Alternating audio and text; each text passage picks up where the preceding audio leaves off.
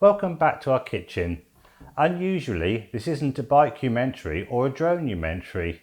It'll all become clear. Honest. Behind the camera, we've got my son Ross, who is doing the lighting, camera and sound. Anyway, this video started life about the old railway line between Westmoors and Salisbury, and at some point I got the idea to start the film with a short intro about why we have so many disused railways in the first place. The more research I did, the clearer it became that I couldn't condense a Beeching story into a 20-second soundbite. Plus, there will be a heck of a jarring jump between an in-depth rant about Beeching to peaceful drone footage of an old line, so it made sense to make separate films. I'm still working on the Westmoors to Salisbury film, but waiting for a nice day when I'm not working to get out there and do some filming. So back to the big question of why do we have so many old railway lines? It's not something I've previously given much thought to. I imagine that prior to 1960 we had a good working railway system. Then along comes this Beeching baddie who shut loads of lines and stations. As I'm about to ramble on about it, that's obviously not how it happened. Beeching didn't invent the idea of cutting unprofitable railway lines. It's been happening ever since we started building railways. I give you the Ealing comedy, The Titfield Thunderbolt, released a decade before Beeching. It's about a group of villagers trying to save their branch line against the background of British Rail wanting to axe it and a bus company wanting to have a monopoly on the route. It was very topical, as that's exactly what was happening. Beeching was commissioned to write a report for the government. The number of lines he closed and the number of stations he shut was precisely 0. In fact, he actually opened more stations than he shut. The real culprits are to be found here. Some feel that Beeching was the fall guy for some extra slimy politicians. Although 2 generations later the jury is still out on his legacy, I personally think that they have a point.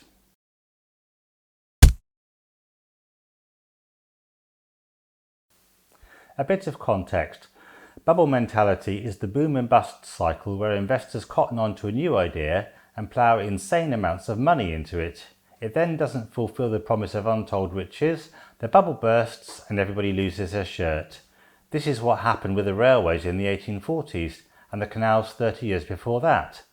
Loads of schemes were floated, but once companies started to build and operate their railways, investors soon found out that railways weren't the gold mine they first thought. Railway shares peaked, then slumped, leaving many of them bankrupt and many investors shirtless. Bankrupt railways could be bought dead cheap, so the larger railway companies could pick the ones that expanded their network. The rest just closed. So by 1914, the UK had reached its peak of about 22,000 track miles and 276 railway companies. Yep, 276. Along comes World War I, the government took control of the railways and they actually worked better. Who'd have thought? Having several hundred companies was frankly insane, and after the war, nationalisation was considered but rejected in favour of the Railway Act 1921. All of the rail companies still existed but were grouped together into 4 new regional companies. A rationalisation programme started and by 1945 over 1,300 miles of track had disappeared. Along comes World War II and closures continued. Many lines became freight only and unnecessary travel was strongly discouraged. Many stations closed, never to reopen. By the end of the war, much of the national infrastructure had been badly damaged and the rail companies were virtually bankrupt. At the end of the 50s, British railways were in a mess. A decade before, they'd been nationalised out of bankruptcy. They briefly paid their way, and then began the seemingly inevitable slide towards losses of £100 million a year or more. Engines and rolling stock were hopelessly out of date.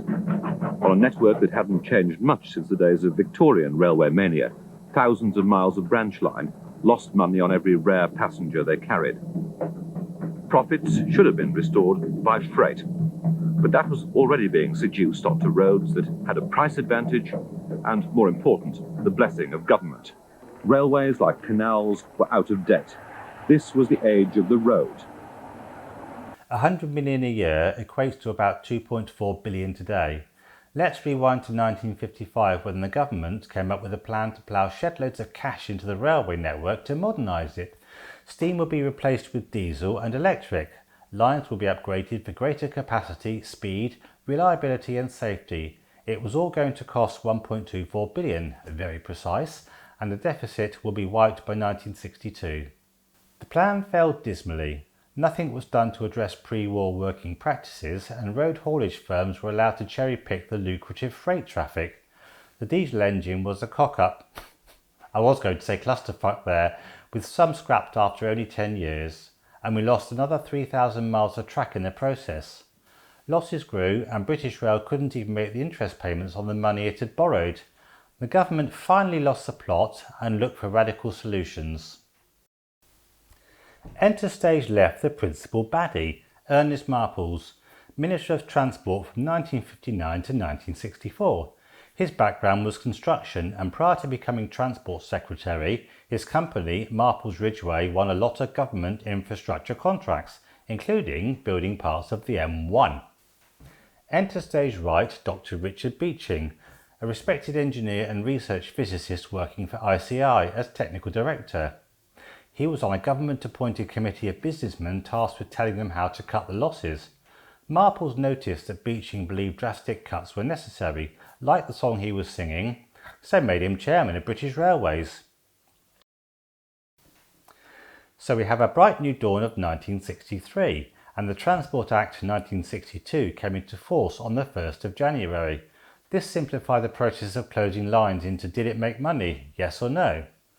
Beeching had been working on his report, and the first report was published in March 1963. Yes, there were two. The brief from the government was to transform the industry into a size and pattern suited to modern conditions on the premise that it should be run as a profitable business. Beeching went on camera to explain the rationale behind the report. Now, some of you will say that with a public service, profitability isn't the only yardstick. And of course it isn't. So I don't want to argue about that. But the real issue is different. The real question is whether you, as owners of the railways, want us to go on running these services at very high cost when the demand for them has very largely disappeared. The report identified 2,363 stations and 5,000 miles of railway line for closure. When we talk about trunk traffic, we're talking about those big flows of traffic that move over appreciable distances between the main centres of population and industry in the country.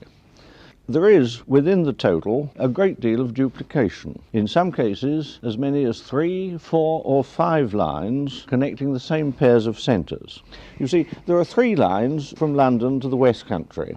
There are 2 lines from London to Birmingham. From London to Scotland, there are all the way 3 lines, and in many places 4. And then we come to this tangle across the middle of the country. 5 lines from Liverpool to Manchester, and another 4 from Manchester to the east across the Pennines and into Yorkshire. Beeching just wrote the report. It was down to this lot to implement it. Did they? Sort of. Same rules applied then and now. If you live in a constituency that's traditionally voted one way or the other, there's no incentive to please voters. However, if you lived in a marginal or flip-flopping seat, your chances of retaining a station or line were greatly increased. In 1965, we had a new Transport Secretary and a slightly more nuanced policy. Barbara Castle still closed lines, but she recognised that subsidies would always be required. The second Beeching report was published in February 1965. He identified 3,000 miles of track for significant investment. The government rejected this report. I guess he was meant to save money, not spend it. Did the Beeching cuts work? It depends on who you ask, but what I would say is that post-Beeching, British Rail operating subsidies from the government were declining, whilst inflation was steadily rising. I guess the subsidies would have been a lot larger had cuts not happened. Beeching didn't recommend what should happen to the closed infrastructure. It wasn't in his brief. So it was left to this rabble to decide. I get that dismantling the closed infrastructure and selling off some land was inevitable, but what I really get upset about is the state-sponsored spite and vandalism that happened once lines closed. In the other films I've made, I've seen this destruction frequently. After the last train had run, it was followed by a crew ripping up the rails. They were followed in short order by another crew blowing up bridges, destroying embankments, filling in cuttings, and in some cases dumping many tons of rubble on old stations to ensure the lines never reopened. Let's take a look at how our two protagonists' lives panned out after all the excitement of the early 1960s. We'll look at this guy first. Marples was born to working class parents in Manchester. He got a scholarship to grammar school and did various jobs, including postman and miner. His parents were Labour Party activists, and so was he. His first wife was a daughter of a businessman, and by the time the marriage ended, he'd switched sides to be a Conservative Party member. After leaving the army, he worked for a civil engineering company, where he met Reginald Ridgway. They formed Marples Ridgway and obtained a large number of government infrastructure contracts. In 1951, he was elected to Parliament, becoming Postmaster General in 1957. He introduced postcodes, premium bonds and subscriber trunk dialling. For younger viewers, in order to make calls outside the local exchange, you needed to go via an operator. Being able to call between Bristol and Edinburgh by just dialing the number was a big thing. Bristol Central Exchange began a telephone revolution and had a royal visit on the same day. The new system is called subscriber trunk dialing. Great Britain will eventually be linked by the dial we now use for local calls. The Postmaster General invited Her Majesty to make the first STD call to Edinburgh, and telephone history was made. This is the Queen speaking from Bristol.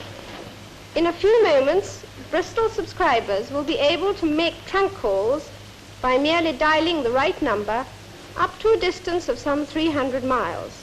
He can't really take the credit. He just happened to be in office when these technologies were introduced. In 1959, Prime Minister Harold Macmillan promoted him to Transport Secretary, and here's where things start to go wrong. When first elected, he owned 80% of the shares in Marples Ridgway. He resigned as managing director, as he was expected to, in order to avoid a conflict of interest, and undertook to dispose of his shareholding. A decade later, he was Transport Secretary and still owned 80% of a company that was getting government infrastructure contracts. He finally got round to disposing of his shares in 1960 when the press called him to account. Did he simply put his shares in the market? No. He first tried to sell his shares to his partner Ridgway, but this was scuppered by the Attorney General. It was then reported that he sold them to his wife, but she later denied this. Marples Ridgway was taken over in 1964, and an investigation found no evidence of any wrongdoing in him awarding contracts to his company whilst in office. A lot of people felt very uneasy about this finding. In his last year as Transport Secretary, he got caught up in the Profumo affair. He had a habit of using prostitutes, and there's plenty of graphic details online. In 1964, Labour were elected, and he remained an opposition MP until 1974. His business interests got murkier, and in 1975 he did a moonlight flick to Monte Carlo. The Inland Revenue wanted 30 years of back taxes, plus his dodgy deals were catching up with him fast. He died 3 years later in Princess Grace Hospital, Monaco. So let's take a look at the other guy. No juicy scandals to report. He married his childhood sweetheart, and they stayed married until his death in 1985. After British Rail, he went back to working at ICI and wasn't such a public figure. 20 years after the first report, he did an interview for the BBC. To me, he comes over as a genuine, likeable guy. He always saw rail as a natural place for freight, wanted the government to invest in it, and bemoaned the fact that roads had a government-sponsored advantage. He'll always be remembered as the mad axeman, though he didn't see it that way. We began by talking about the fact that you are remembered for certain things, mainly for being a mad axeman, I suspect. Well, of course, I don't like being remembered as a mad axeman. I just wasn't mad like that. It was not a case of swinging an axe and chopping off anything that got in the way. It was a very carefully considered surgical operation. So I certainly don't like being thought of as a wild axeman. Even so, somebody somewhere must have liked the guy. He's got quite a few roads that were built on ex-railway land and loads of pubs named after him. My favourite is the East Grinstead Relief Road that was built on a disused line that ran through a deep cutting. The locals wanted to name the road Beeching Cut, but the powers that be, who of course knew best, decided on Beeching Way. As I said in the intro, he opened more stations than he personally closed. In May 1969 he reopened the Dart Valley Railway. The line wasn't part of the Beeching Report, as it had already closed in 1958. So the short answer to the question of why we have so many disused lines is that we built far too many in the first place. Some were shut as a result of Beeching's report, but a much greater number of track miles were shut by the railway companies and latterly British Rail themselves, long before Beeching. If you're still here and awake, thanks for bearing with me. If you enjoyed this video or you're hoping I'll produce something more interesting next time, please hit the subscribe button to get a notification when I add new content to the channel. And if you haven't already got this as an earworm,